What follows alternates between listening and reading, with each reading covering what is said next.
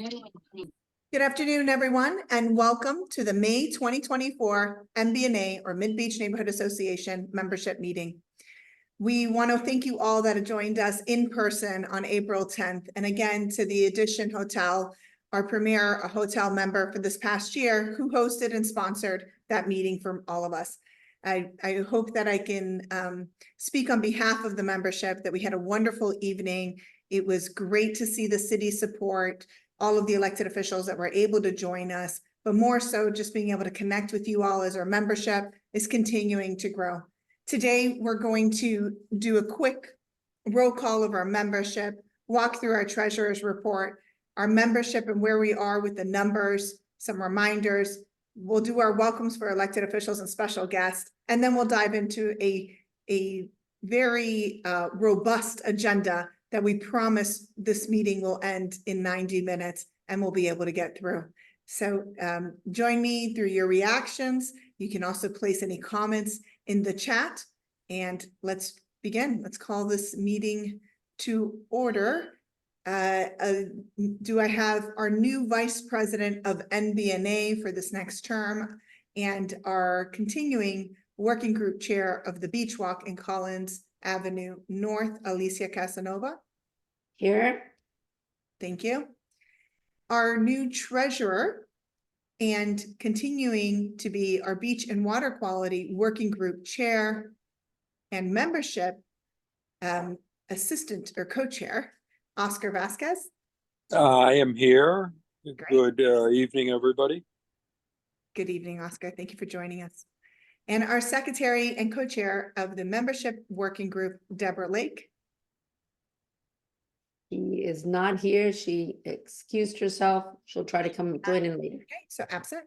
Esteban Porcelli, who represents MBNA or the interests of MBNA on the Transportation, Parking, Pedestrian, Bicycle Facilities Committee for the City of Miami Beach.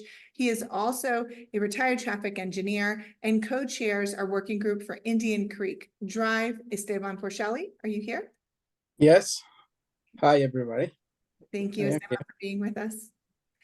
Brandon Hollingworth is one of our newest board members. He is also our most recent public space chair and assists tremendously in all other projects and areas in Indian Creek. He is a resident and board member, board president of his property, Randy Hollingworth.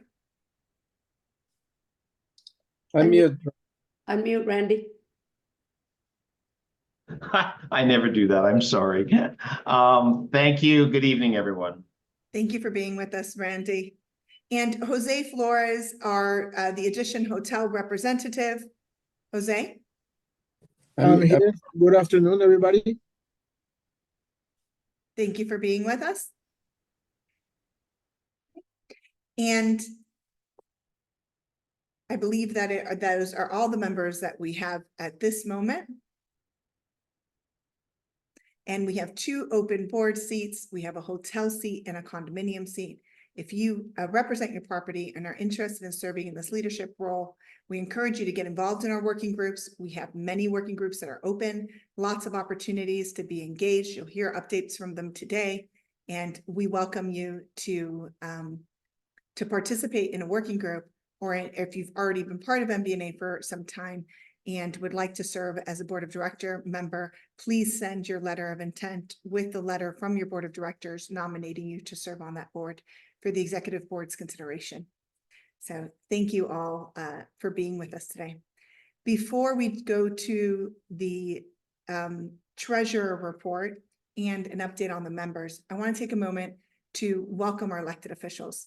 Last that I will welcome, because I would like for him to provide a quick update for us right after our treasurer report, is our state senator Jones. Are you here with us today? He should be logging on right now. He just texted me. Okay, sounds great. We'll welcome him in a moment. Commissioner Fernandez is aide Monica Salinas. Are you with us today? Hi, I'm here. Hello, everybody. Great to be here. Great. Thank you so much for being with us. We also have Aaron Soriano with Commissioner Laura Dominguez. Hi, everybody. How you doing? It's a pleasure to be here. Thank you for having us. Thank you for joining us. Hi, Jacqueline Boudin, the Commissioner's Rosen Gonzalez's aide. Are you with us today? Hi all. Yay. Oh, I don't know if my video's on. Hi, nice to meet you. Thank you for having us. Great. So great to see you, and thank you for being with us today. Any other city commissioner aides that I may not have recognized or mentioned?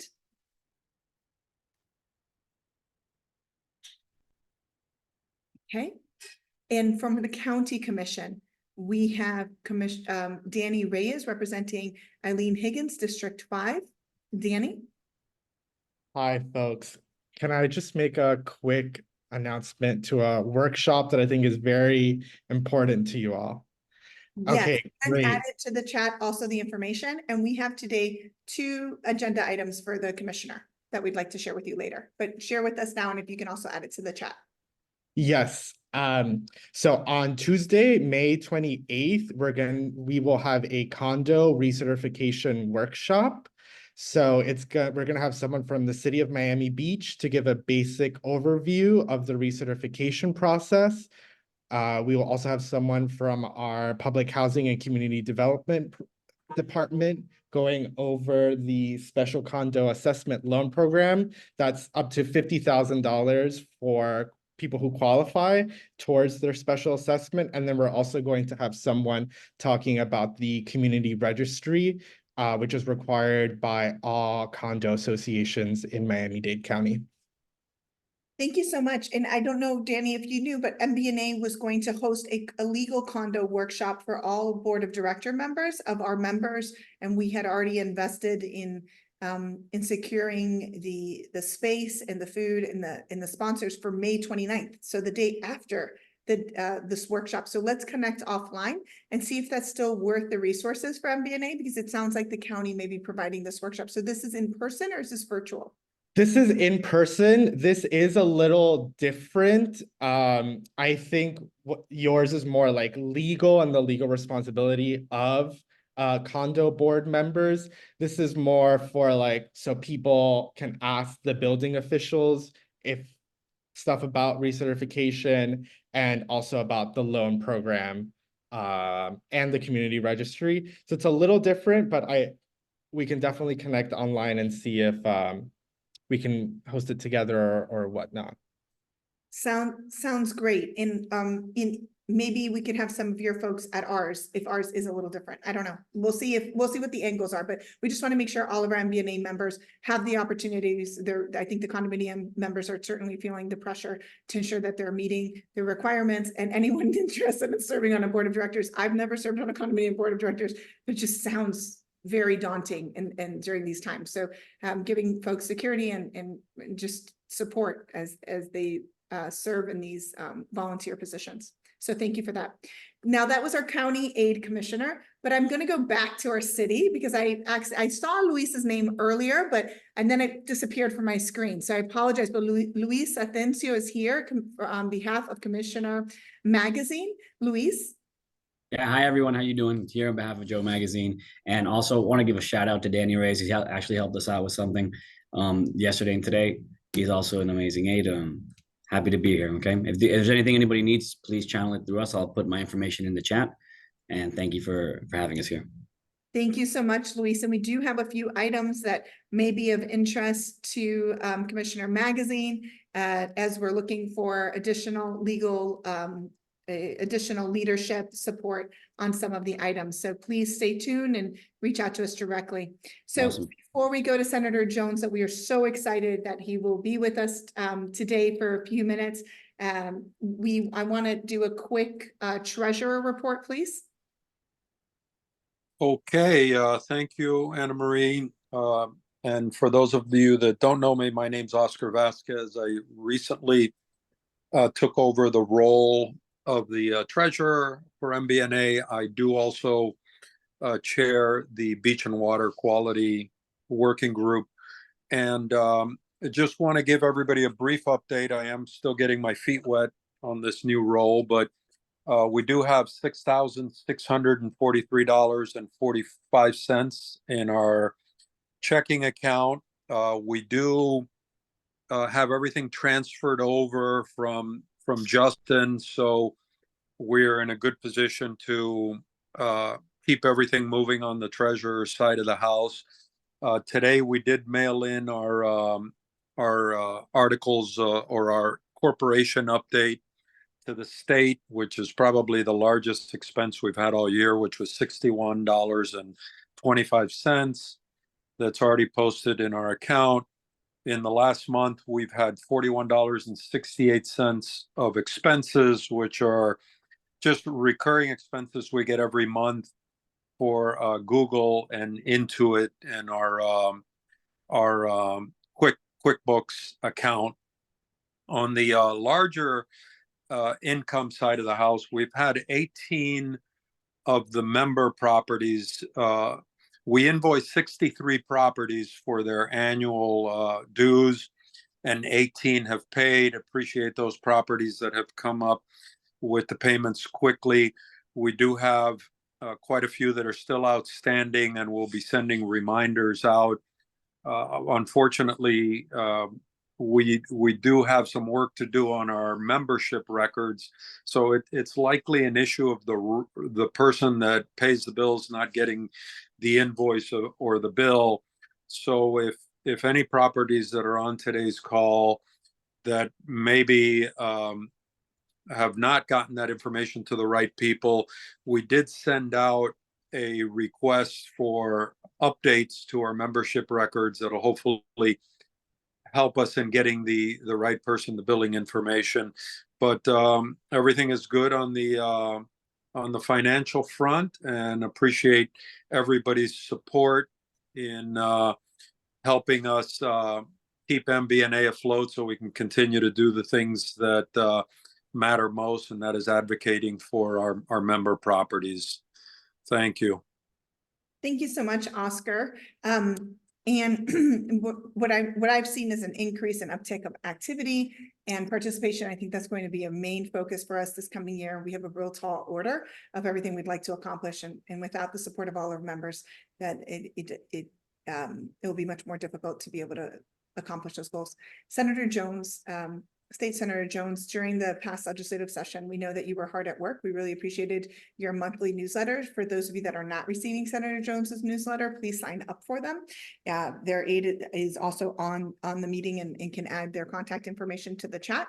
And they're fantastic. And are you with us now? I know that you had to step out for a moment. Are you here? Oh, great to see you. There he is. Yes, it's been awesome. So I don't know if you know, but we have had the state all over us. And from what our understanding is that after this 41st Street main replacement bridge project or water replacement bridge project is over, that the state's going to come back and they're going to give us those 2 turn lanes on Collins to 41st Street.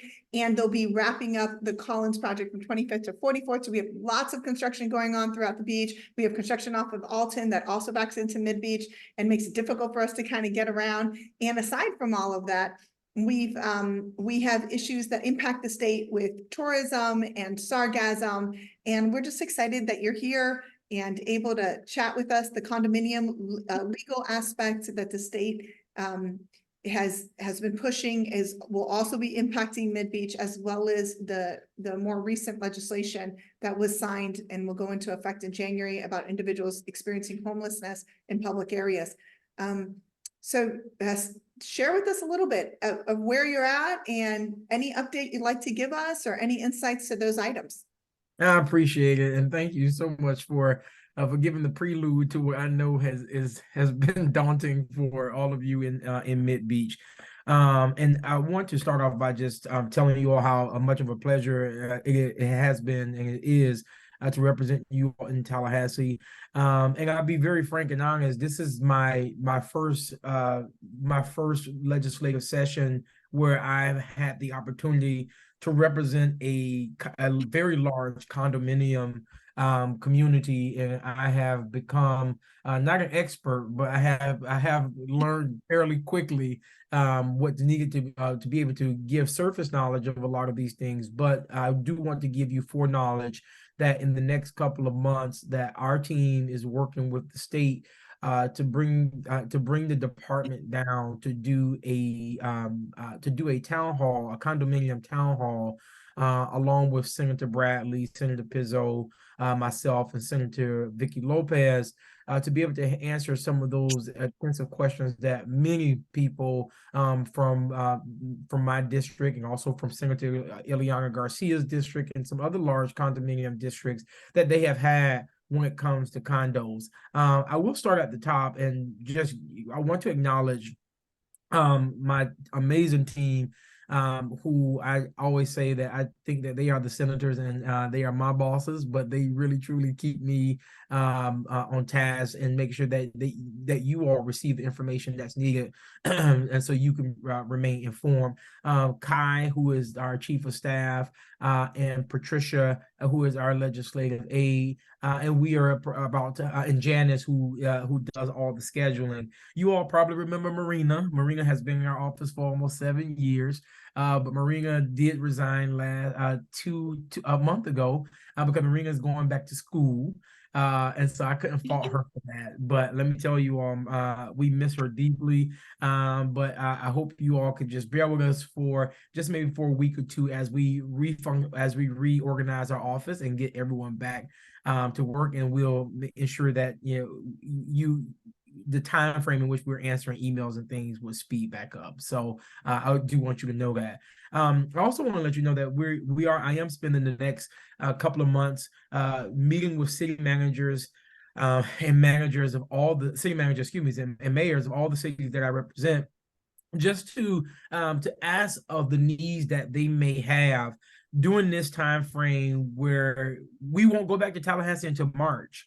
And a lot of time, the needs that a lot of the communities are desperately are in need of, they can't wait till March. And so what we've been doing is, as we meet with the mayors and city managers, it has been asking, what are those things that we can help with right now, as you were speaking of the conditions of not only the bridge but the traffic that's happening, with what the state is doing when it comes to the construction on our roads, which I do want to address. And so if I forget, please remind me, because I want to make sure I address that. But we're meeting with the city managers and mayors to ensure that dollars that they probably did not get during the appropriations process, that we are still able to look at alternative ways and how we can get those dollars. May it be through the agency, or may it be through the federal government. And so we are exploring these type of things with the mayors and the city managers, because there are a great deal of dollars that go to waste, or I won't say go to waste. They go back into general revenue every month, that cities just do not take advantage of, and they should, through the grant process, through the grant programs. And so we have been working with city managers and mayors to figure out whether if they fit any of those criteria, whether it's dealing with resiliency, whether it's dealing with infrastructure, whether it's dealing with social services. A lot of those grants do exist. And even for you all, if you have businesses, if you have small businesses, there are grants that actually exist. That is unfortunate, and I wish that the agencies had a better website that would show these grants. But we usually don't see these grants until after the month, until we get after the budget estimating conference meet, and they share the dollars that go back into general revenue. And then that's when we are made aware of, oh wow, this is something that our constituents could have applied for.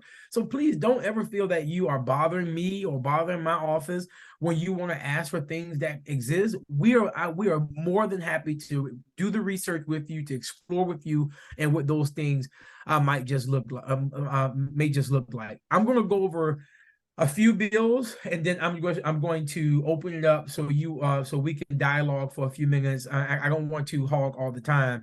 This year there were about 1,700 general bills that were filed between the House and the Senate, and about 290 of those bills passed both chambers, and will have the opportunity to become law. Of those we filed 26 pieces of legislation. 4 of those bills that we filed were heard in committee, but we were able to get at least one of them as a standalone bill. All of the rest of the bills were placed in through an amendment or a larger package.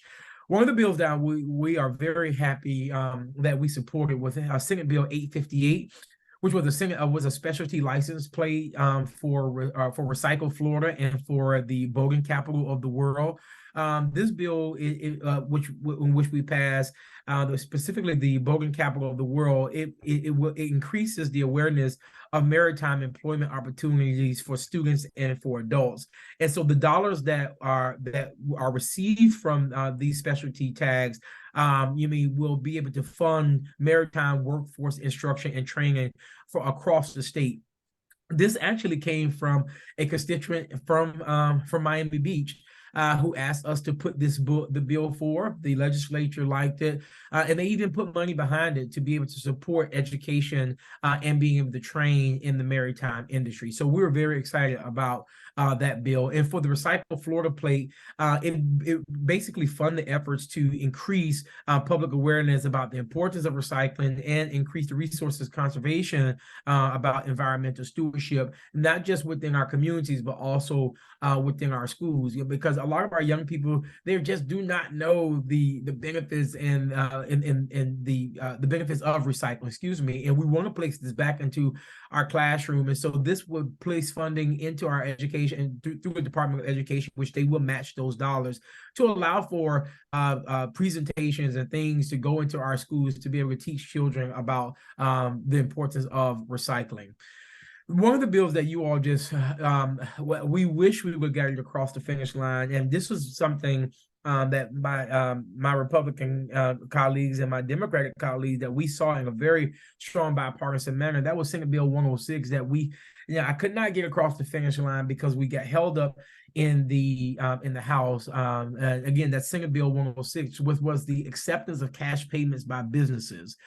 Currently now in Florida, many businesses have opted for cashless payments, and there has been a shift towards this cashless payments over the years.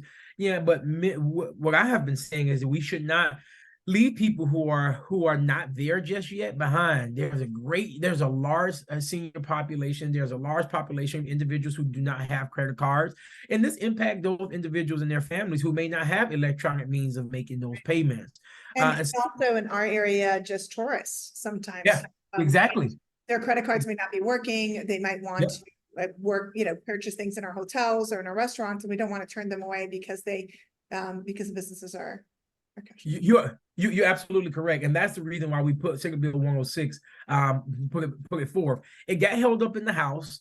It passed every committee in the Senate, so much so that all of my Senate colleagues they co-sponsored it because it's just good. It was good policy. But we are going to file it again next legislative session, and when we do file it next legislative session, there are some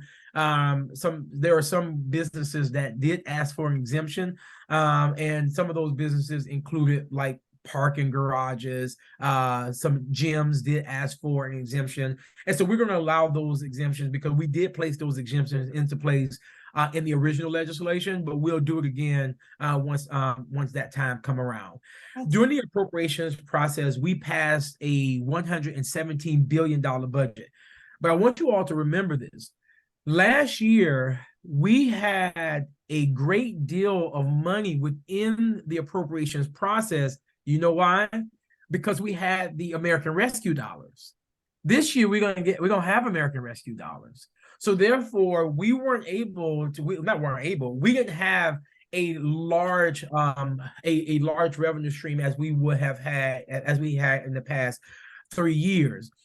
Of those $117 billion, we were able to bring back about almost 28 to $30 million that we'll bring back home into the district. It ranges from infrastructure projects. It ranges from social. How much of that is in Miami Beach? I'll tell you right now. You mentioned earlier. Did you already meet with the Miami Beach mayor and? Yeah, we did. We met. And so what were some of the priorities that they mentioned? Yeah, so we met with the mayor of Miami Beach, Kai. Was that 2 weeks ago? I think Yes, met it was And, about 2 weeks ago. by the way, Kai has been wonderful and been on our meetings in the past, and we certainly do miss Marina. We actually recognized her at our annual meeting because she was incredibly effective. We are really going to miss her. And if you have her personal information, we would love if you could share it with us offline so that we can reach out to her and just thank her, because she wasn't able to be at our annual meeting where we did a public recognition of her service this past year. So we will be missing her as well. But knowing what our priorities of our mayors and commissioners are important for MBNA, just to make sure that those align. If we want, we can talk about it offline as well, but just coming up and maybe having you chat back with us. We do take a break. July and August, we don't have meetings, but in June, we're going to move our June 5th meeting to June 12th. And we'd love to have you join and just kind of talk through those appropriations, because I don't think we're familiar with that, but we do have very specific resiliency needs. We have needs in our transportation. We have needs that the MBNA has put together, and we would love to see if any of those align with our leadership from the management office or the mayor, so that we could try to join forces and share with them our community perspective and our experience, and that will hopefully be the expertise from a community side that can help them propel those items into a little bit further if there's a grant process or however it is that those funds can be requested.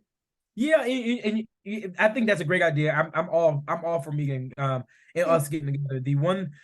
So just so you all know, when the appropriation process comes around, the legislator, we don't put forth the appropriation for the city or for the municipality. So it goes through the LFIR process, which means that the city, that they create what those priorities look like. Now, here's what I will tell you.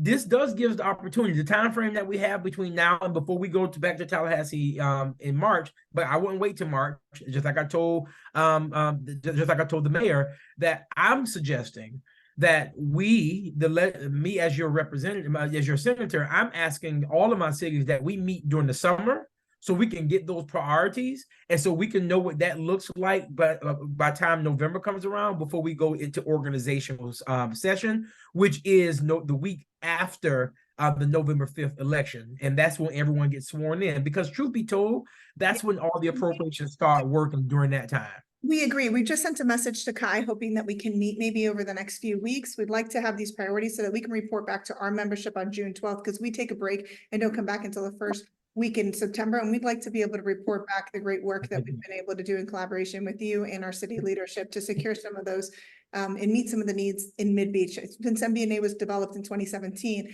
one of our biggest one of our cornerstones of our activism and of our work has been to ensure that we receive funding back into the MidBeach area. It traditionally was for our South and North Beach neighborhoods, and MidBeach has kind of fallen off a little bit of the radar. And I think that we've done a much better job of that over the last 5 years, but we have very specific and urgent needs, both in safety, resiliency, environmental, and even meeting state, like certain, there's standards in the state that we really need to so we're excited to meet. And can I also tell you that your commission has done, and I mean this, your commission did an amazing job coming to Tallahassee to advocate for those dollars. And I also make it clear that when the commission came up, there were some dollars that they did not have to go through the appropriations process, because they had done such a great job going through the grant process. The one thing that did get funding from Miami Beach is, and I'm looking at the list right here, Miami Beach Fire Department ladder truck replacement for $417,500 that did get funded, and that was a second installment that Miami Beach had applied for. Here's the last thing I'll talk about, and I'll step back, and that is for the community associations, which is Senate Bill 1178. Yes. As you all know, last year Senator Bradley did an amazing job in going through legislation after the collapse of the Champlain Towers. It was a big piece of legislation, so we knew we were going to have to come back to make some changes, in which we did.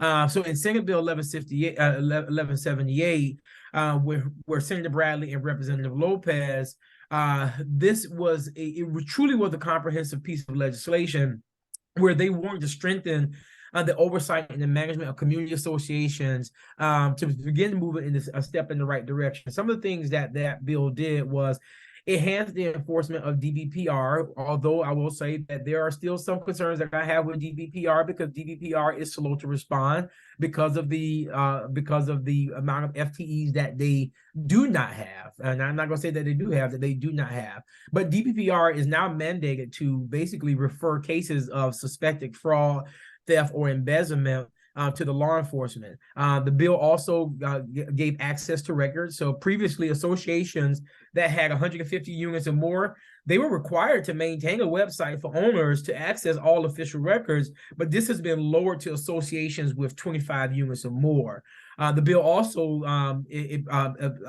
expanded on criminal penalties, where board members now, they're subject to criminal penalties if they engage in voter fraud, soliciting or accepting kickbacks, or willful violations of related sorry to interrupt, Senator. I just want to quickly mention a feedback from our members on that. It is in the intent, everyone is in support, but in practicality or in application, it seems like it's frightening, it's intimidating. We're losing good leadership. We're losing people that want to serve on our boards of directors.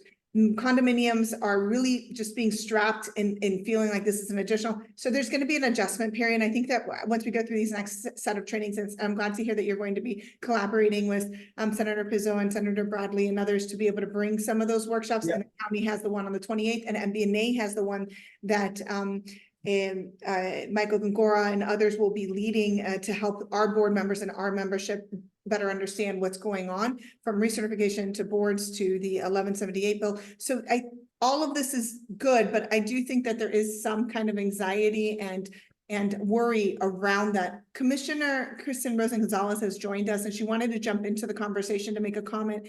And I don't know if we can tag team and talk about this a little bit, Commissioner. Yes, I'm here. Okay, sorry, I was trying to figure out how to unmute on my cell phone. First of all, thank you, Senator. Very informative. Here's what I would tell you guys. We're in the process right now of getting possibly changing our lobbyists, adding more lobbyists so that we can flex a little bit more muscle in Tallahassee.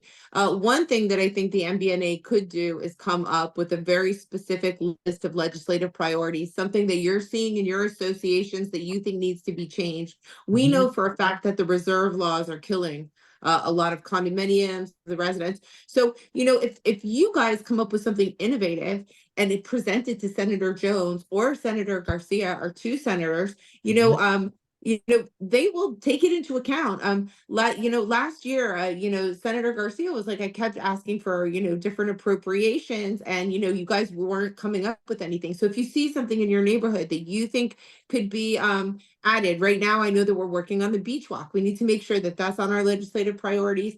Maybe we can, ask for funding, put in an appropriation with Senator Jones, who's here. I'm here.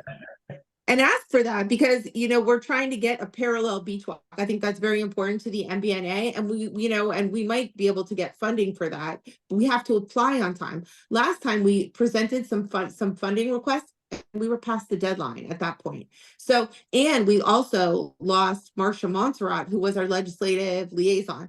So right now we're in the process of, I was with our city manager today, and she was telling me that we're in the process of rehiring a legislative liaison, but we're definitely behind the game right now. So hopefully we'll get that liaison. And in the interim, anything that you guys can do to push it along, because we are paying lobbyists at the federal level, at the state level, and it's important to get those appropriations in now. So anything that you guys can do, because you're so organized, Alicia and Anne Marie, it would probably be very much welcomed.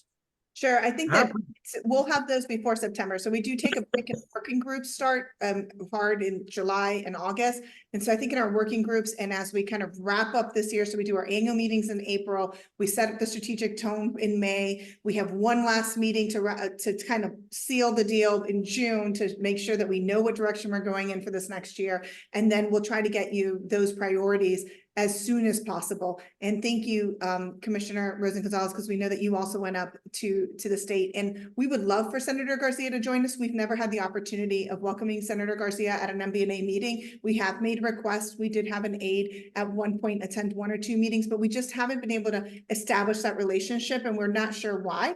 or what I'm not doing correctly. So I welcome support in being able to have all of our elected officials with us, and so that we can be more effective in advocating for the needs of our neighborhood. So any help on that, I also request. And I want to make a quick note, please identify yourself. We're going to send you private chats in the chat. Pay attention to the chat. We're sending you messages. If you do not respond and you don't identify yourselves, you will be removed from the meeting.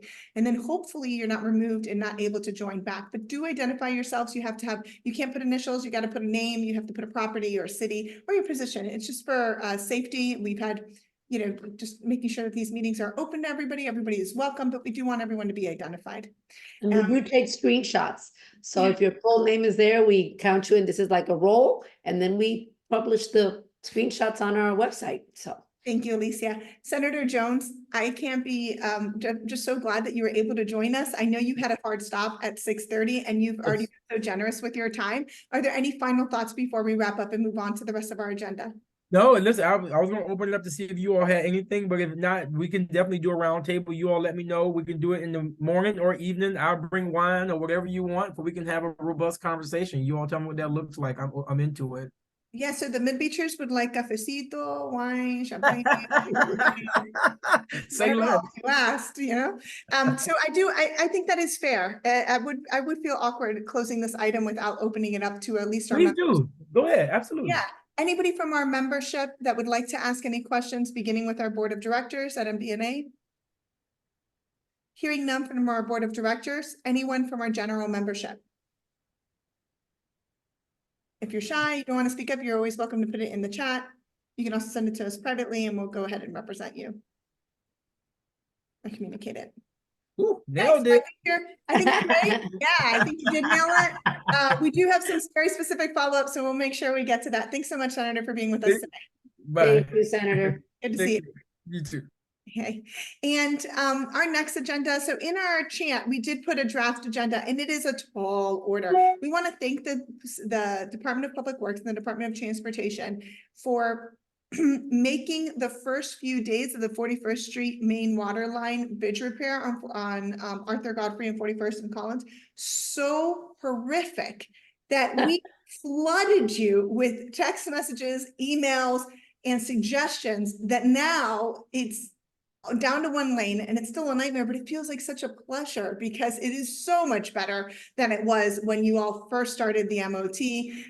We did hear from the county that there was going to be some adjustments with the buses, and specifically bus 100 we see in the mornings, they all pile up. Some of us have that great pleasure of leaving around 6:45. Yesterday, there was a school bus that had an accident, and then the police officers ran there, moved the school bus and the buses, and we were all out of there within 15 minutes. But it's really difficult. People don't know what to do when there is an accident in that lane because there's no way to get back around and turn into that lane, and in having the police officers there to help facilitate makes a big difference, having them close by on 41st. This is probably one of the first times I'm so happy to see so many police officers on 41st because they're able to get to that site super fast.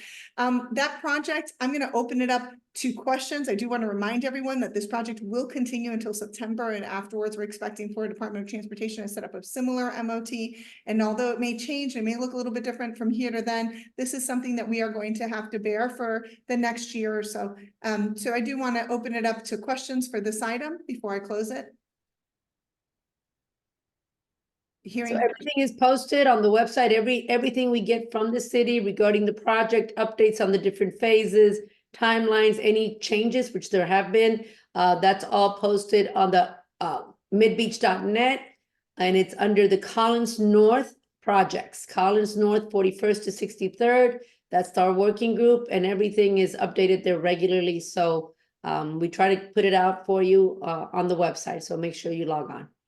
Thank you so much for that, Alicia. And the link for the Collins North Working Group page on our website is now added to the chat. Please check it out. Also, we're looking for additional members to join that. So if this is an item that you feel passionate about or that you commute through and you really want to make sure it's done just right, join us in that working group. Alicia Casanova leads that. This is just the beginning because we have the big project ahead, which is the Collins Avenue major project coming up. And we'll talk about that when we regroup in the June. No, not in June. We're going to do it in September or August when we meet. But yes, make sure you join our groups. We need members to join our working groups. Again, it's under About Us on the midbeach.net website. Yeah, and so right now we're in turtle season. So we have a couple of things that we talk about in MidBeach with our properties. What are your fertilization practices? By May 15th, that's when the fertilization kind of, very careful with no fertilization. I think it is actually, somebody might be able to correct me on that. But right now I want to talk about turtle nesting, which is April to October. I just know they kind of overlap, right? Fertilization. I always think fertilization and turtle nesting because it's kind of our overlap.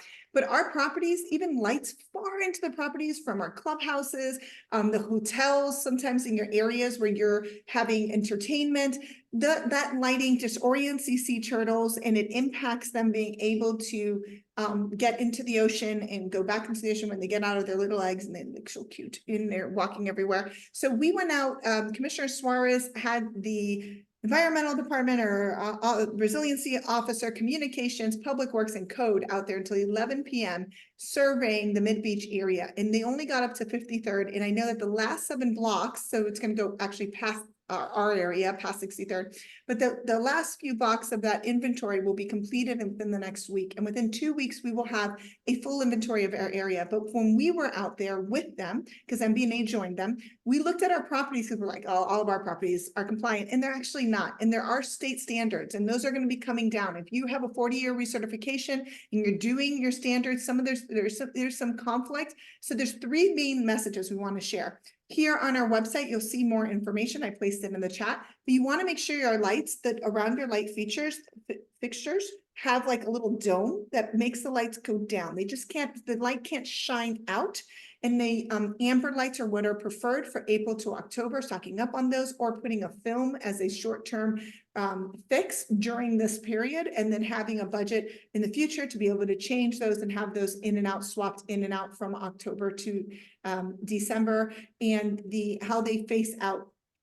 There's money, and we're going to have a special presentation at our June meeting on this for all of our properties. We have a table that we marked every single property and where they're at. The city asked us not to share that table with you all because they are doing their own outreach, and we want to make sure we're comparing notes and that we don't share with everyone where our property members are. But again, our intent of sharing it is just that we're all on the same page. We're all in this together. And we also want to try to secure additional funds. So as events happen in MidBeach, so right now you've seen 2 major events at the FAENA, a beautiful wedding, and another one's the Formula 1 Ferrari event where they're going to be unveiling 6 Ferraris. And in that unveiling of the 6 Ferraris, there's a huge black tent. I don't know that we would have approved it unanimously if we knew how ugly that big black tent is, but we were very pleased with a lot of, they paid over $500,000 in permitting fees. There was a lot of effort and a lot of negotiations. Our city did a really great job in trying to negotiate some of it, but it was very confusing for MBNA. We have to put a voice in, and so we want to hear from you when these projects come. We did bring those, and 3 of our board of directors members live adjacent to that area of FAENA, and everyone voted in favor of this to try to bring this type of caliber of event to our community. Yesterday in the Beachwalk, there were photographed lots of individuals that bring a lot of attention to our MidBeach community. We want folks to know that this is a neighborhood you can invest in. This is a neighborhood that you can have events in, and this is a neighborhood that is residential, but that 100% supports our business community. And so one of the community benefits that they have is a $25,000 fund, and that fund went into the resilience fund of the city. So MBNA has put in a request to better understand how the allocation of that fund, and maybe this is something that we can look into of how that money can come back to our properties and help us retrofit our properties to meet these standards for sea turtles or other environmental factors. One other request from our beach and water quality was that if sargassum impacts the sea turtles, if we pick up the sargassum at low tide and high tide, we will also have a great impact on our sustainability or the possibility for these turtles to go back in and be directed in the right direction. So it's not just the lights. What can we do in some of those protocols? And that was a county item as well for Danny Reyes before he leaves at 7 p.m. I wanted to make sure we got that in. So for the county, it was the buses, the houseboat on 41st that was permitted by DERM, and then this item of the high and low sea tide sargassum and how that can impact our turtles. Any questions on our turtle lighting requirements or the FAENA activation? We're going to come back to the dog friendly park, but There's also a beach cleanup. So in your chat, and you'll see here, I'm going to add the link again. Here's the link for the event. On May 13th, I will be there 5:30 to 7:30 for a beach cleanup. Please invite your members to come. We want to engage, and we also kind of want to understand, how did this FAENA activation impact our community?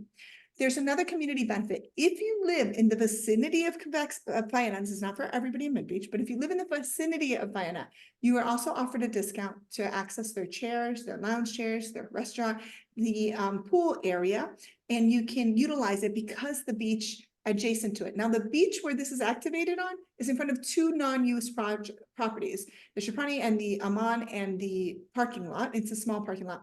Those non-use properties right now are predominantly occupied by individuals experiencing homelessness. And this activation has kind of shifted that environment, but we want to promote activations both at any property that's not in use. So Miami Beach Resort here on 48th and those in front of the Aman. Saw it last night by FAENA beach cleanup. Oh, great, Charlotte, great to know. But there is a massive beach cleanup on Monday, May 13th. So please, Charlotte, sign up, and others that are commenting on the chat, we welcome. Any comments or questions on turtle nesting and FAENA's Formula One activation? As to the turtle nesting, I'm just curious. I don't know who can talk on that on behalf of that. Have properties been notified after this walk? What is the plan of action? Sure. Before you start issuing violations like they did with the signage regarding tow, is this something that's been addressed in a nice protocol that makes sense? We did communicate that out on the field, Alicia. And what we met even today with Jorge Hernandez, who represents code enforcement and leads this effort for them, specifically on turtle nesting inventory of where each property is in meeting the requirements.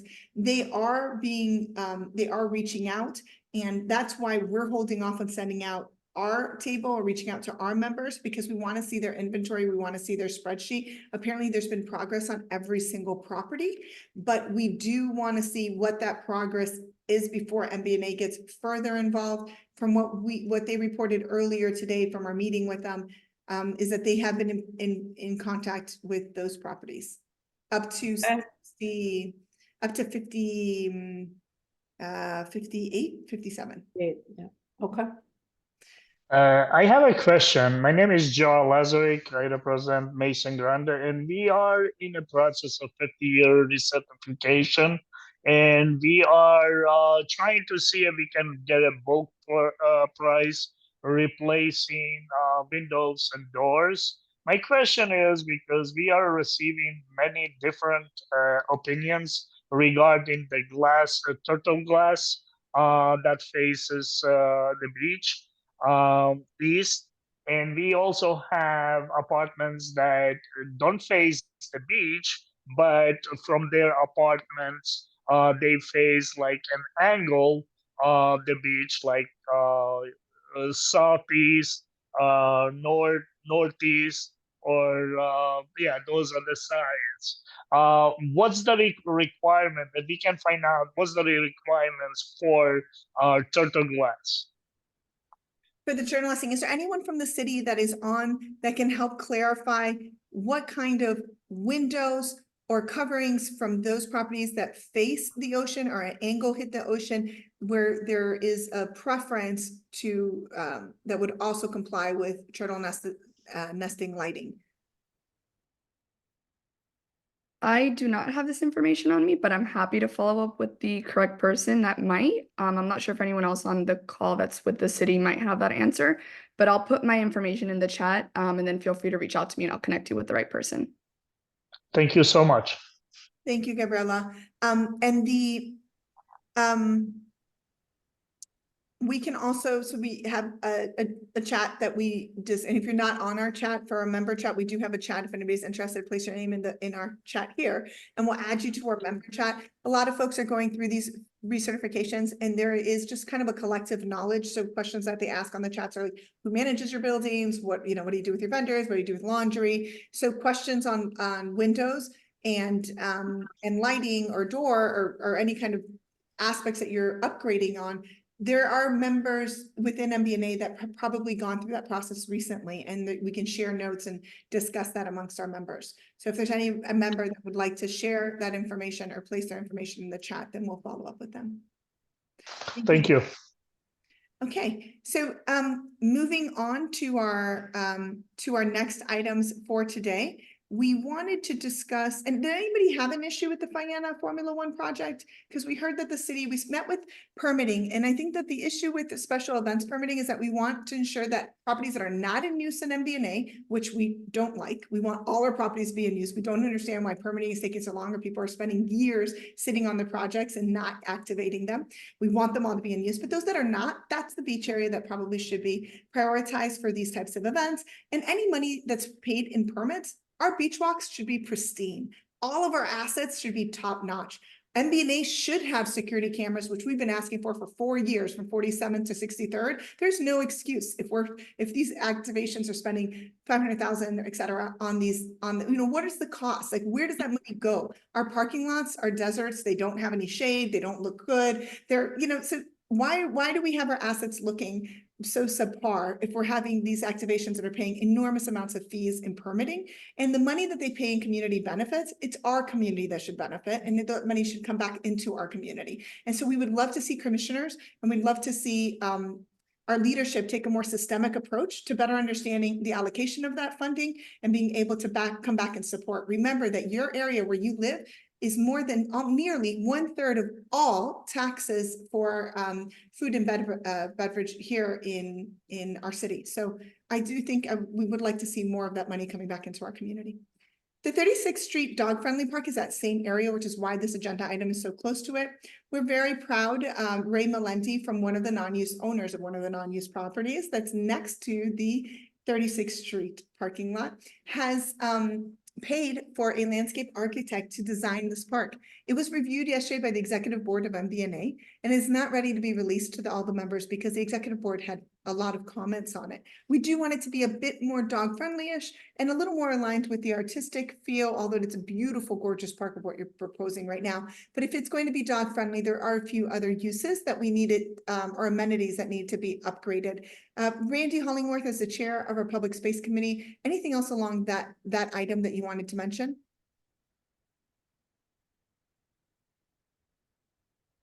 Randy, if you're on mute, please unmute. Okay. I apologize. Yeah, this was their first submission to us, so I think they're expecting us to make comments and give some recommendations, which we will. It's very exciting so far because I think they're trying to do a very, very high quality project, which will only benefit the community. Thank you. Thank you so much, Randy. It's a really good way of summarizing it. And I'm just so proud of your leadership and everyone else who has brought this to our attention and has been working on this project at kind of like as an ad hoc to the Public Space Committee. So we talked about special permitting and allocation of funds. I want to move to one of our main items for today, which is Beachwalk. Alicia Casanova is a co-chair, and she's going to review a little bit on the pedestrian path that's adjacent as an alternative to the Beachwalk, the laundry carts that were posted on our chat, and on the Beachwalk, the Shrubs and Sanitation. Public Works, Rodney Knowles, I believe, is with us today to discuss about Shrubs and Sanitation, and Commissioner Laura Dominguez had directed the staff to address this, and it looks like there's been some effort on that. So Alicia, would you like to facilitate this item? Well, you mentioned a lot of different issues going on with the Beachwalk. I think we've been in touch with Kevin. Kevin's been in touch with staff, and I believe they're ready to give us a presentation now with some answers and some comments. Let's start with the cleanup. I think it's important. One of the questions that we have is maintenance. What has been done to clean up the Beachwalk pavers? So we posted a video on our website under the Beachwalk tab that shows how dirty those pavers were a couple of weeks ago. We haven't walked it lately, but I'm hoping that it's been cleaned up. But we want to know what the maintenance plan is moving forward so that our Beachwalk is properly maintained at all times. Also, the encroachments, there's an 18-inch concrete border on each side of the Beachwalk, and a lot of people feel a lot safer walking on that border. And obviously, you cannot have shrubbery encroaching that area of the Beachwalk because it narrows it down substantially. So what's going on with the vegetation encroachments in the area? I believe most of them, I know there's still but we heard that there's still about 7 or 8 MidBeach properties that are still not complying. Well, there's an update on that. So would Public Works like to present So, their? yeah, so let's go ahead and answer those questions. Who is there? Rodney? I don't know who wants to take over. I can. Oh, there's Rodney. Okay, I'll let him go first. Okay. Good afternoon. I'm Rodney Knowles, the Assistant Director for the Public Works Department, and I'm joined with Brad Kane, who is the Division Director for Sanitation, and Michael Atkin, who is the Division Director for Green Space Management. I will start by saying that the stain pavers that were featured in the video, a lot of that area has been cleaned up already. Sanitation has gone through and performed deep cleaning of the pavers, just trying to get a lot of that, the smearing, the stains removed. Saw the pictures. We provided the pictures to Kevin, so they're available for distribution and be shared with MBNA, and I think he sent that email out earlier. But the pavers look a whole lot better. I will hand it over to Brad to explain the maintenance going forward, and after Brad is finished, we will address the vegetation situation. Brad, what is your full name? I'm sorry, can you change it? My name is Bradford Kane, and I am the Sanitation Division Director from Miami Beach. Kane, K-A-N-E? K-A-I-N-E. I can put it in the chat after my email. Okay. So just to explain a little bit about the Beachwalk. So there is not a dedicated pressure washing crew to that area. We have 7 routes citywide, that address different areas. We have a crew individual that addresses the MidBeach area. More particularly, they work mostly on Collins, but at times we go in and we address, and we just did this, I think, back in February.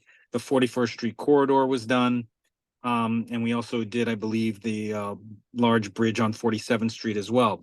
So what we're trying to do, in these areas, in lieu of the fact that we don't have dedicated, pressure washer services in these areas, is we're trying to put them on a more frequent, like a quarterly schedule, so that, the areas can, look a lot nicer, because obviously aesthetics are very important to the community and they're important to us as well.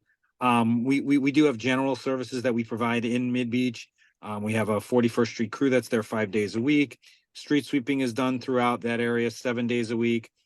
We do have on schedule Miami Beach Drive, which gets quarterly pressure washing and will be occurring this month, as well as Collins from 24th to 29th as well. There is some good news I can give you about Beachwalk, though, that hopefully will also increase the aesthetics.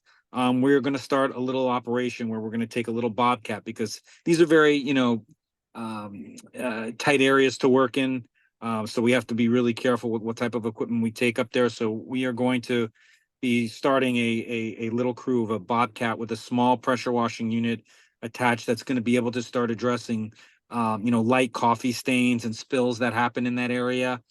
And some of the little gum that as well that happens. So that's going to be something that you're going to see starting now in the month of May, to help some of that area as well in Beachwalk. And then something that was recently passed by the commission, it was an initiative led by Commissioner Suarez. There will be a dedicated gum pressure washing unit to MidBeach and North Beach and South Beach. It'll be one unit for each of those sections, and they'll be there 5 days a week. And they will focus really mainly on, the tougher gum stains and things like that related to that. So I think you're going to see coming up as we're going into the summer months that the pressure washing element is going to be, dramatically increased. And those services, I think you'll see a major difference. I mean, just from the cleaning that was done, in the last couple of weeks, I think that helped a lot. And, with these additional services that we're, now putting in place, I think it's going to make a heck of a difference in the MidBeach area.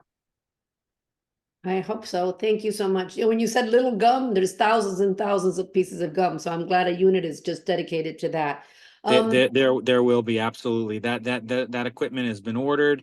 And as soon as it comes in, and hopefully, you know, within 10 weeks, you know, we get it, that unit will be out there every day, you know, Monday to Friday, just dedicated to the Mid-Beach area, dealing with those issues. Alicia, Okay, thank you. We have a couple of more items on Beachwalk. Let's see if we can go over them. May I ask Bradford a question before he? Sure. Could you clarify for us, what is the process for an area to be, for a unit of pressure washers to be directed to address an area? What does that process look like? Just because our beach has been around for a long time in our hotel. You know, a lot of the crews that go back, you know, and just a little history. You know, most of the crews that were set up for pressure washing units were set up in the areas of the MXC, which is the entertainment districts, Ocean Drive, Washington, the Lincoln Road area. You know, one has been up in North Beach and 41st. They're very specialized type of service, and you need, you know, it takes a while. It's not something that, you know, you just go and, you know, you can do, you know, in 2 seconds and it's done. It takes time, you know, when they work, you know, for instance, you know, on like the 41st Street corridor, you know, it can be 1 to 2 blocks at a time per day. So those are, you know, just some of the, you know, semantics that go with it. Now, what we try to do, obviously, we as the city has grown and things have changed, you know, particularly, you know, coming out of COVID, you know, we've added, you know, different areas to our route, like, you know, the Miami Beach Drive, like Collins Avenue from 24th to 29th. So we tried to do that. Certainly, it's one of our, you know, hot button items that, you know, we need to do, you know, just going forward, adding more pressure washing units. And I believe, you know, Commissioner Suarez also has an item to do that within residential sidewalks and multifamily areas as well. So, you know, there may be more of these services, you know, coming forward, but we're very cognizant of it as we go through the budget process, and we try to add, you know, those type of pressure washing services in the high impact areas in 41st Street area, maybe we consider a major corridor. So, you know, that's why some of these other things that we've been doing now, we feel are going to help make that, you know, a more positive impact going forward. Thank you so much, and welcome to our first MBNA meeting. So we've been around since 2017, and the Miami Beach Drive 24th and up in other areas are what we've been advocating for. So the Beachwalk is the third area we've been advocating for sanitation. I'm just so surprised it's taken us 6 years to get to this point, but I'm very happy to see you here and for us to know that this is potentially going to be added as additional crews. Thanks, Alicia. So, absolutely, and I'll put my name and information, you know, so if there's any issues, and hope anybody you can ever join our has. meetings on a regular basis and give us updates. We would love to have you here at every meeting, and just a quick update. Certainly, Aaron Soriano, thank you.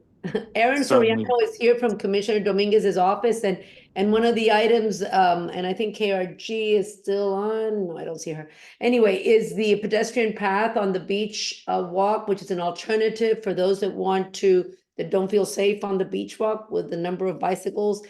So that is moving forward. Aaron, do you have any updates on that by any chance?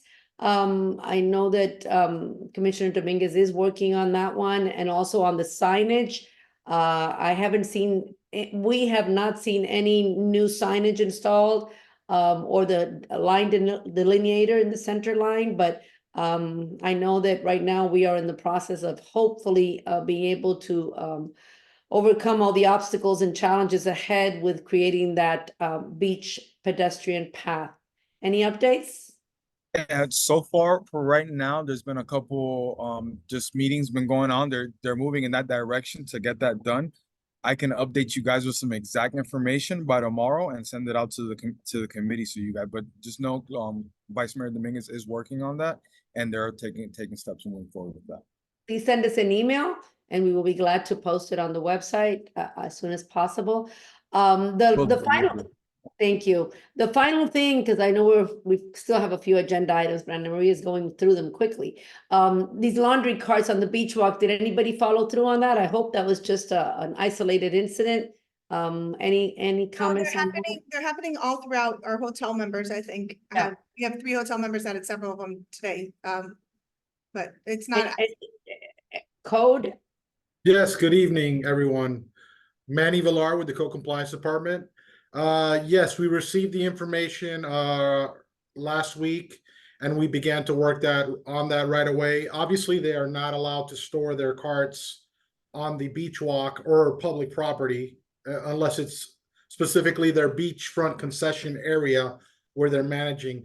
I personally met with the Fountain Blue and the Boucher brothers. We contacted them as well. And I think we've resolved the issue. I think it was some new employees that made a mistake and were storing the carts there. We're going to continue to keep an eye on that, obviously. And again, I will also put the information in the chat, the code compliance and complaint hotline for anyone to report any complaints they have, code compliance and otherwise, any other types of complaints. And obviously we'll jump on it right away and handle it. Okay, thank you. Welcome. I'm done with beach walk. Oh, just said follow up. Manny, did you also reach out to Radisson and Eden Rock? I think they're members of ours, and I think we were reaching out to them, but yes, Rock is not Radisson, but yes, I personally did not speak to them, but I had a code officer meet with the Eden Rock. I don't believe we reached out to the Radisson yet, but we are patrolling those areas and we are going to speak and resolve this with everybody. And obviously, if they continue to do that, they're going to receive violations. But we first wanted to communicate and let them know that they were not allowed to do it, to give them an opportunity to correct the behavior. of course, and we feel the same way. We always let our members know. Dr. Levenbrown, I know that you've been one of the members that have reported this issue to the MBNA chat. Any other comments or any other properties that you had concern?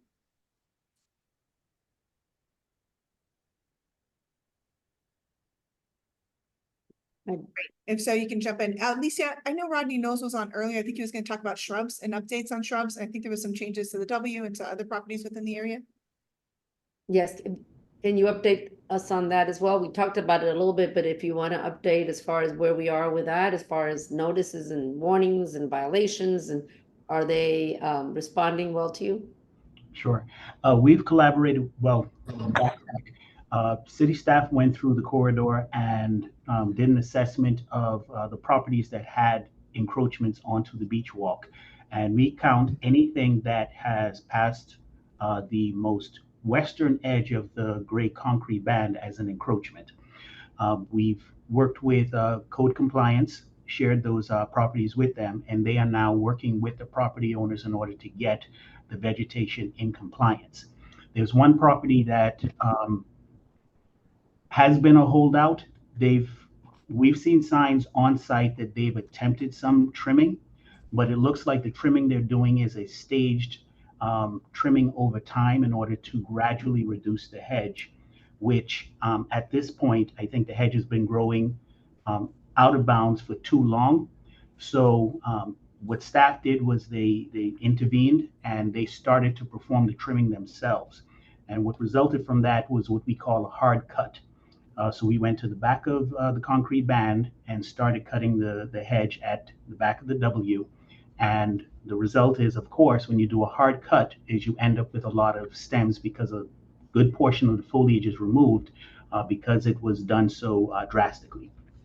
Staff got through about 1/3 of the hedge before the general manager came out and confronted city staff, at which point we instructed them to just stop and leave the site, because we do want staff to be able to perform their duties without getting into any kind of altercation with the public. We're there to serve. We're not there to confront. The general manager came out, but they had already received violations. I mean, the shrubs aren't blocking the beach walk, and especially in those areas that are narrow is not something new. This is something that we've constantly reached out. They have not received any kind of notification before the city came in and cut them? They have. Okay. They have an out default. The manager was well aware then, before they confronted your staff? Yes. Okay. If I may step in, that particular property has been receiving a daily fine of $200 a day because Oh, they. wow. Well, commissioners, so commissioner aides, every single commissioner aide on here, it should be $30,000 if you block a lane on 41st for more than 20 minutes. It should be $2,000 a day if your shrubs are in our way. It should be, I mean, these fines are ridiculous. It's a cost of doing business. And so nobody's paying attention to them. You fine people $1,000 for commercial charters, that makes no sense. Charge them $10,000. If every time I rent a boat, I have to pay $1,000 more to get picked up conveniently in front of a property illegally, I'll pay the $1,000 more. This isn't a community that's going to care about $1,000 fines. You need to up that, you need to add a zero, and you need to increase the first number. It's ridiculous to hear that a fine for shrubs is $200 a day when the community has been advocating to have enough space for pedestrians, cyclists, dog, and everyone else who uses the beach walk. We're all fighting for space on the beach walk, and to hear that somebody has the right to keep their shrubs long if they pay $200 a day, it's an insult to the community. Manny? Heard and noted. All the commissioners are saying noted. Okay. May I jump in at some point? Yes, Dr. Levin Brown. I apologize that you weren't able to unmute earlier. I think it was. No. Finally managed. So what happened was last Friday at about 5 p.m., the Eden Rock had 8 laundry carts on the beach walk. 5 in front of their main entrance from the beach walk, and 3 at the northern end of their property to the other access point. In addition, there's a chronic problem of sand from the beach access near Eden Rock coming onto the beach walk, which is dangerous for bike riders who could slip. Actually, I spoke with with the people from the beach, from John Ripple, and he said the plan was to flatten out the sand in the beach in the access points. Do we know if that's happening at this point? So that's what the sand doesn't go onto the beach walk? We'll talk about the sand after. Let's go ahead and address the carts. So it's great news to hear that Eden Rock had so many carts on the beach walks. That's probably because they had some amazing events and we're bringing in some good business to our community. But both Fountain Blue and Eden Rock are wonderful members of MBNA, and the city has already been working with them to move them. You had mentioned the Radisson or other properties. Are there any other properties that we should mention at this time that we can bring Mr. Manny Villar up to speed on? Well, again, Fontainebleau and Radisson, with the two. Okay. Thank you. Okay, and then Alicia, before we leave the beach walk items, can we talk about this one with the sand in the entranceways? This is the first time I've heard of it.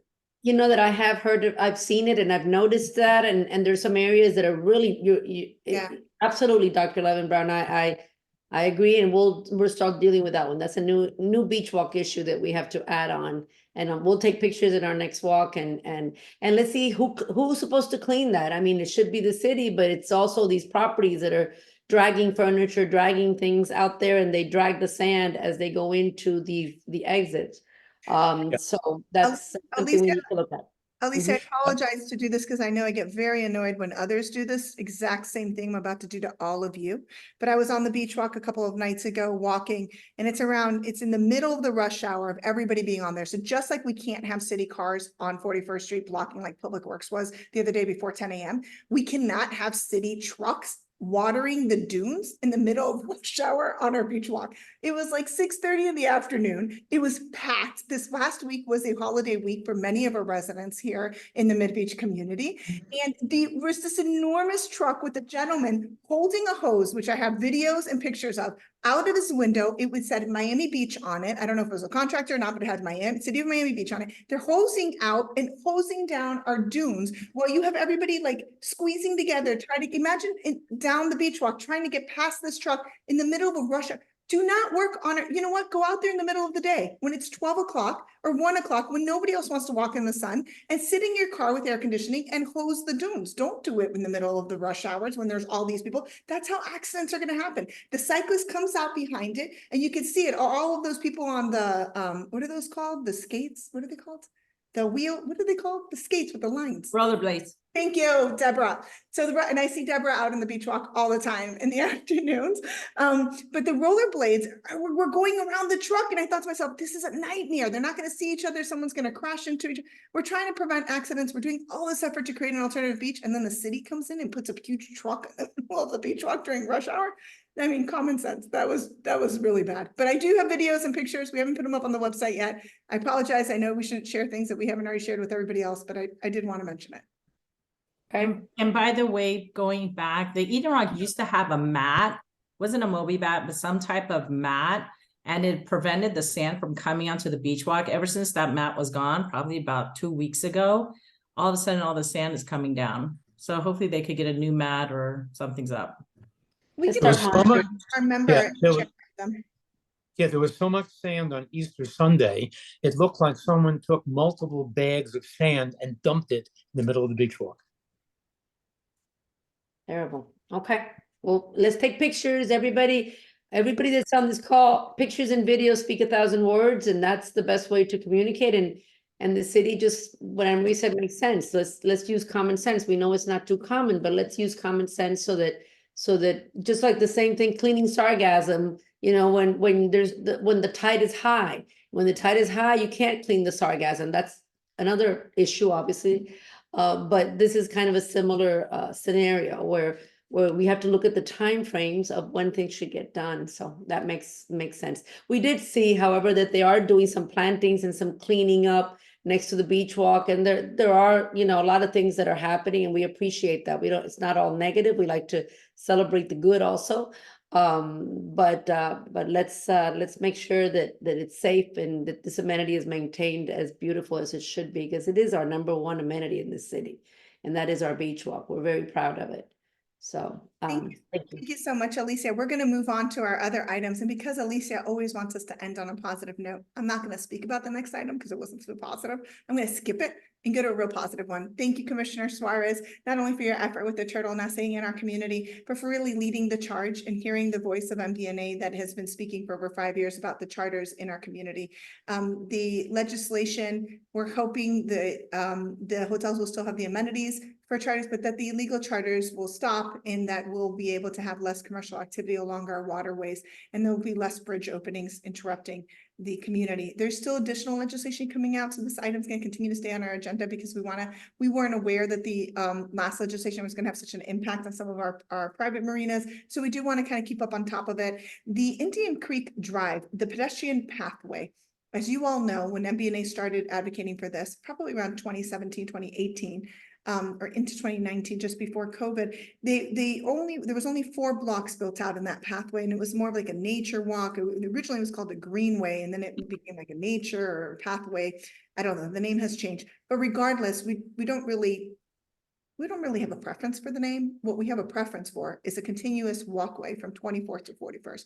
MidBeach does not deserve to have 4 or 10 or even 12 blocks. I don't want nodes. I don't want people having illicit behavior hanging out there. I don't want people hanging out on the seawall and have nowhere to go, or people experiencing homelessness, developing camps in front of these properties. None of the properties in MidBeach who have deeded or used their properties to the city deserve that.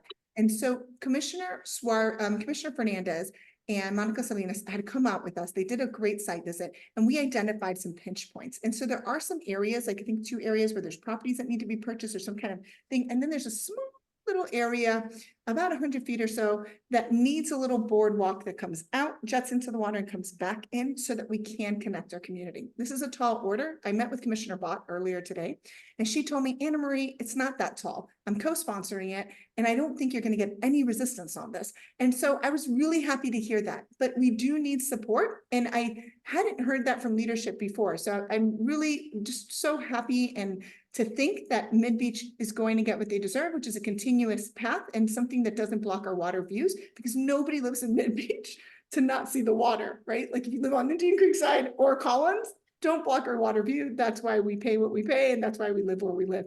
It's really a privilege for us, and we don't want it to be commercialized. We want to be able to enjoy it as pedestrians and just as residents in general without loud horn noises or anything else interrupting it, or any screens of large landscape, etc. So thank you to both of those commissioners. We have a couple more items on that, and then we're going to conclude for today. So we have about 11 minutes left in today's meeting, and I want to get through the bus stops throughout Miami Beach. The FDOT Collins project we've already talked about and quickly mentioned, but the CEQLAs, I thought I saw Mina join earlier from Capital Improvements. Is she still with us? She was there until Until minute now. ago. Hey there, it's Kevin Polito from the city of Miami Beach. Mina unfortunately had to jump off, but she did text me that she's signing off, but she would like to have a short conversation with both you and Alicia to discuss the Z-Class tomorrow or Friday. So I'll reach out after the meeting and help set that up. Sure. So while Alicia and I are president and vice president of MBNA, the chair for this committee is Esteban Porcelli. And I believe Esteban, Okay, yeah, of half course. of MBNA has requested for this to be added to the Transportation Parking Pedestrian Facilities Committee meeting next Monday. And so it's on the agenda. Thank you, Esteban, for getting that on the agenda. We can work through Esteban and hear it from Esteban. But I mean, again, the city's website said that these were going to be installed at the beginning of 2024. And then before that, they said another date, and they just keep on getting delayed and delayed. I understand that it's a state road. I understand we want it all green. Yes, we want nice facilities. Yes, we want assets that matter in our community. But it is taking quite a long time, Kevin. I mean, we're midway. And the plastic delineators are destroyed. They're all on the floor. They're missing everywhere. The Jersey barrier is disgusting. It needs to be painted. Esteban, you have any comments on that since it's your working group? Yes, for the next meeting on the Transportation Commission, we call to get a timeline to installation on the C-Class zippers, because it's not safe right now with a temporary system that was installed 2 years ago already, and the city replaced some, and 2 weeks is gone. Why is so very important for safety reason to finish the installation of the good divider. That's the more important issue is safety for the people, for the bicycles. Couldn't agree more, Esteban. Our priority is the safety for those cyclists. We also Can I share screen and show the Z-Class so everybody knows what we're talking about here real quick, or no? we have a couple more items. Can we share it as a link in our chat, Alicia? I'll do that. Thank you so much. So the C-Class link is coming now on. Alicia is going to share it in our chat. So another safety issue that's really important is micromobility. We've talked about if you commute out of the beach early morning, you will, maybe I'm speaking for myself, but I can barely commute out of in the morning without being wide awake. And sometimes I admit I have not had my coffee by the time I get into in my vehicle or when I'm walking. And these micromobilities, folks on the scooters and the back, they're going to work too. And I feel so bad that I have to be so careful not to have an accident with them. Commissioner Bott's really been advocating to how do we connect North Beach residents that work throughout MidBeach and South Beach and use micromobility. How do we connect them safely? She's going to have a bike ride this weekend with a group of people that she's put together to look at micromobility. It starts at 9:30 a.m. They're going to go from 6th Street all the way up past MidBeach. And anyone here who's interested in that, they're going to look at signage along the beach walk, or I'm not really sure what the exact agenda, because I wasn't sure in the meeting. Again, our commissioners are not with us today because there's a land use meeting and it ended now at 7, and they not all of them most of them are in that committee meeting and weren't able to join us, but we did meet with most of them prior, as we do usually, to discuss the different items. So if anyone's interested in meeting Commissioner Bott, please reach out to her directly or to her aide, and they will help connect you to that opportunity. It ends at 8 today. Thank you, Luis, for it's a last minute change. So yeah, it was supposed to end at 7, but it ends at 8 today. So we so appreciate the aides being here and bringing back these messages. One last item for today, and we have just a few minutes to go over it, are those precious bus stops. And I say it kind of laughing because we've been promised bus stops almost as long as we've been promised C-Class. But, just out of convenience, bus stops. O'Neill, are you with us today? We received I think they might have said they weren't. We received an email around 4 p.m. today with a letter to commission. I believe it was an LTC. Kevin, if you want to confirm. Alicia. Yeah, so it was.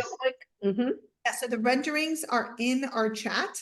Alicia's been personally leading this because she leads the Collins North. So they're on our website. Alicia's on our website, midbeach.net. Please visit it. But this is a committee memorandum. It's not a letter to commission. It's a committee memorandum. And it goes over the item. And if you can go back to the rendering or on the bottom here. So there it is.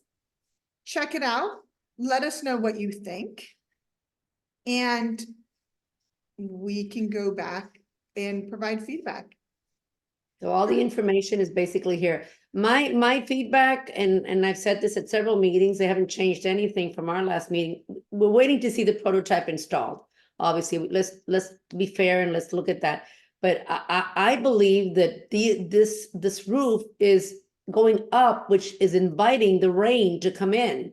I mean, people that are sitting in a bus shelter are trying to protect from rain, wind, and sun, all three. And it seems that it's too high, that it should be the opposite. I know this looks very modern and I love contemporary styles, but this is not, you know, this is not what it should be to protect people from the rain primarily. So let's take a look. When is the, let me see, this just came in today, by the way, even though it's April 17th, we just saw it and got it.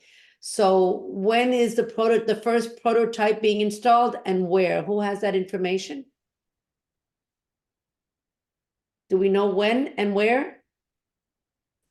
Alicia, the last information that I have is the prototype will be in Lincoln Road and Washington. Not on Indian Creek like we expected. Exactly. I think it's October 2024. Okay. October. Wow. October, wow. For the first, just the prototype. And this has been going on, as we just saw, since 2021. I don't know, Alicia, I'm kind of on the fence about that, waiting until October when we've been providing feedback and saying that those things are not going to provide our community the shade and the protection they need. Then the city's going to install something in October and then it's a prototype and then they ordered them and then they're going to check them out. I mean, I don't know. I guess we have to be. Is there any place for the community to see one that we can look at and sit and, you know, to make an educated call here? Anywhere else in Miami-Dade County or Broward or Monroe that we can visit, or even Palm Beach? Can somebody check that out in the transportation department and let us know? And then another note, Kevin, is that this is dated April 17th. It's May 1st, the day of our MBNA meeting. 2 executive board meetings have already passed, and we didn't get to vet this internally before we had to do this in front of all the members.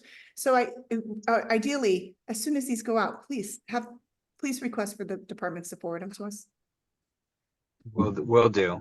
And I'll get you guys a location. I'm sure in Miami Beach fashion, these are going to be custom designed. So I don't know if there's any place to see them, but if there is, I'm going to get that location for you.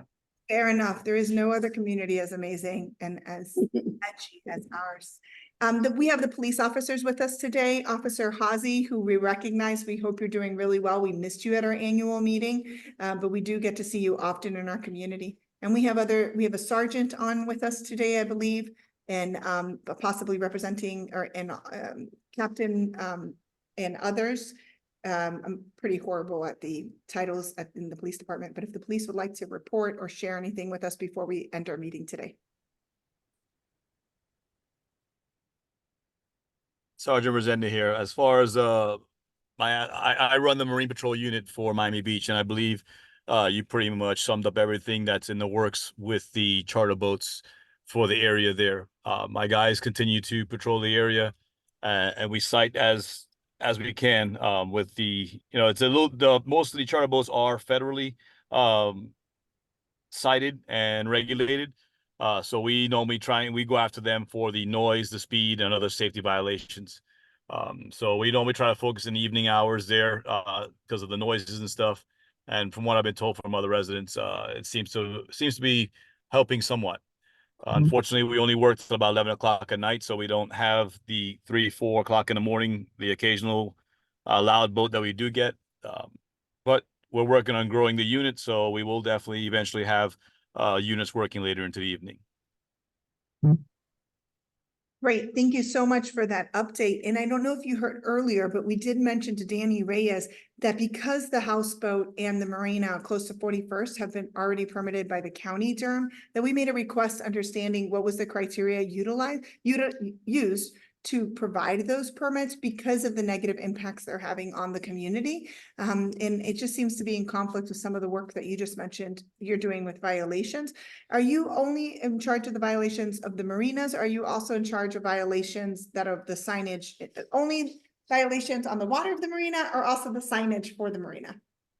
No, we just do the safe. We are basically safety. We do the safety on the water. We don't get involved in the signage and stuff.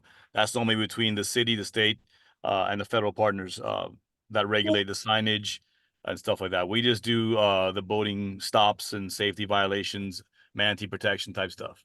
Right, so I guess it will be code. Which Code? have that Is it conversation. code? I don't know. Maybe it's code, the one that issues these violations. It is coded. Yes. And yeah, you can deal with individual issues outside of that meeting. But I want to thank everyone for being here today. We do have several conflicts on the first Wednesday of June, June 5th. So the executive board is still making a decision, and you'll hear within the next week if we're going to move our June 5th. So again, please listen, we're going to move our June 5th meeting most likely to June 12th. And then after that, our next meeting will be September. We promised today that we will have legislative updates. So if you have suggestions or recommendations, we got to make sure we get everybody that by the end of August, if we have a chance for a lot of these issues to be addressed from a state level. And as well, even locally here, what are we working on, and some of our priorities, we'll follow up on those individually. Again, I thank you all for joining MBNA's May 2024 meeting, and I look forward to seeing you again in June. Have a great night. Thank you. Bye, everyone. Have a great night.